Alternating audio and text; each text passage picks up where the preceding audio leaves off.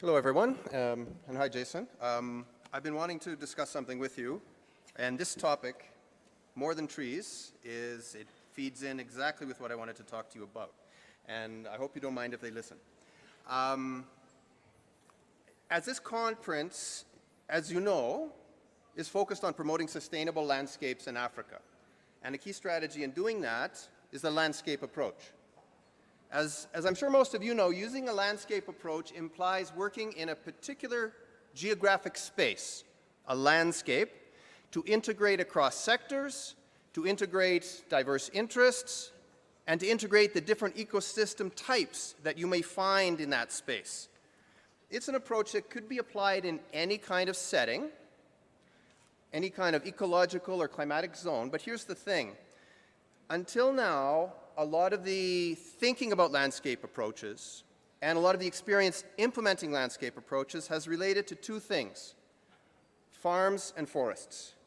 Until now, two things have been at the center, trees and crops. That's right, Lance, although I'm interested in how to apply a landscape approach in a different kind of setting, pastoralist rangelands. How much of the Earth's land do you suppose is in rangelands? I don't know, say maybe like about a third? Over half, and most of Africa. Most rangelands are drylands, and quite different from humid zones with a lot of forests and crops everywhere. But more important than how dry rangelands are is how variable they are. Rangelands receiving lower rainfall also receive much more variable rainfall. One year a drought, the next year a flood. Here it can rain, 1 kilometer away is completely dry.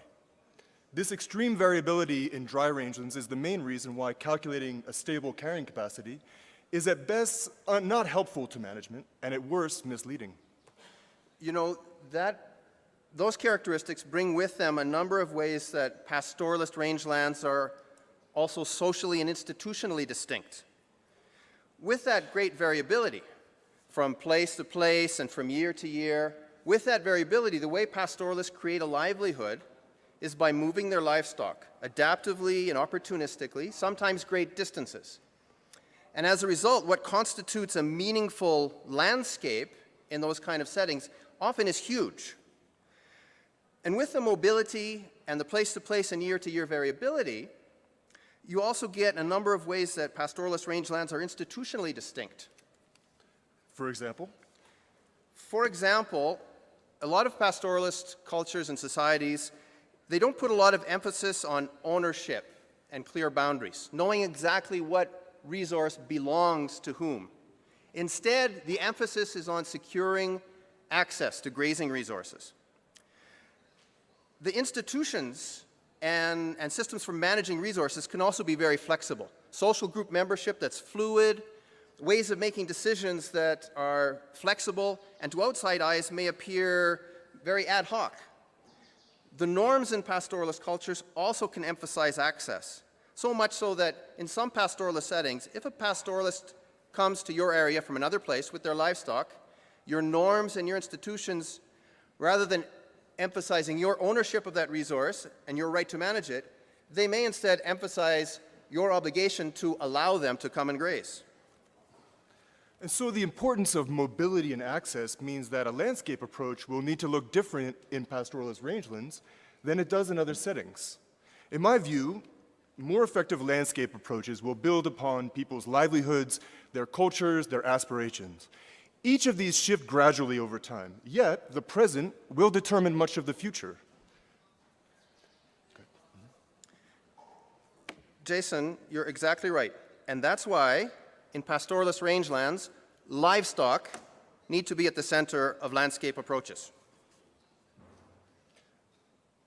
But Lance, you're the social scientist here. I'd think you'd say that people should be at the center. Yeah. In a pastoralist rangeland, if you put livestock at the center, then you are putting people at the center. Let me explain with a story. I used to spend a lot of time with Gabra pastoralist communities in northern Kenya.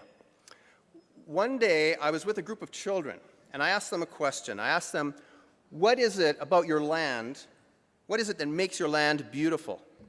A couple of the kids mentioned trees. That night, I was talking with an elder of the community, and And I told this to him. I told him what the children had said. And he thought for a minute, and he said, "It's true. Trees make the land beautiful. But camels make our life beautiful." You see, Jason, the way I see it, for pastoralists, it's all about their livestock and keeping them healthy. If the rest of us, scientists, conservationists, NGO people, government officers, if we can understand that, then we can better understand how mobility is key for dealing with access. We can better understand how their institutions emphasize access and the flexibility of those systems. Pastoralists, I don't think it's helpful to see them as just a different kind of farmer. Pastoralists don't see themselves as grass farmers. For pastoralists, it's all about the livestock. The land is important, but it's important because it maintains livestock. And that doesn't mean that ecosystem health or sustainability need to be sacrificed for the sake of livestock. Putting livestock at the center, keeping livestock healthy, and the mobility that comes from that imperative to keep them healthy can bring several ecosystem benefits. Grazing lands often have huge stores of carbon in the soil that cropping those areas would release. They often support moderate or high densities of wildlife that would not exist if it's changed to farmland. And then you have the risk of massive uncontrollable wildfires when grazing is removed from dry rangelands, as we're now seeing in the news from Europe and North America. Better organized grazing can actually improve upon these and other environmental benefits from grazing lands while maintaining or increasing livestock production. Jason, these dynamics that you're talking about, they're an ever-changing thing. And I don't think you and I are talking about maintaining traditional pastoralism as some kind of museum piece. Pastoralist communities are undergoing change, just as all other communities are undergoing change. They're participating more in markets. As farming comes in, and more land is taken over to farming, you get a different mix of stakeholders that becomes relevant.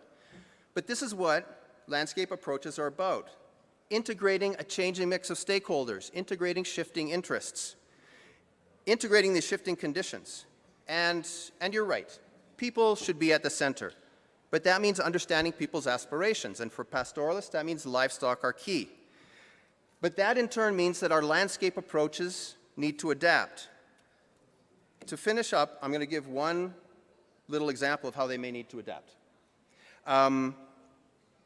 As I mentioned, for pastoralists, boundaries can be very flexible and fuzzy, if they're there at all. That may mean that as you're doing a landscape approach, there may be no clear dividing line between one landscape and the next. So as we landscape approach people, we come with our participatory methods and our stakeholder engagement strategies. The particular mix of stakeholders we're dealing with, even the particular piece of land we're focusing on, may be something that's always shifting. The whole engagement and planning process is likely to be a lot more flexible and fluid than it is for a landscape approach in some other settings. And so as time goes by and things keep changing, livestock can be a core element of helping to make landscape approaches more relevant to the people who live in those landscapes. Livestock such as camels? Definitely. And that makes our lives beautiful. And our landscape approaches. Exactly. Mm-hmm.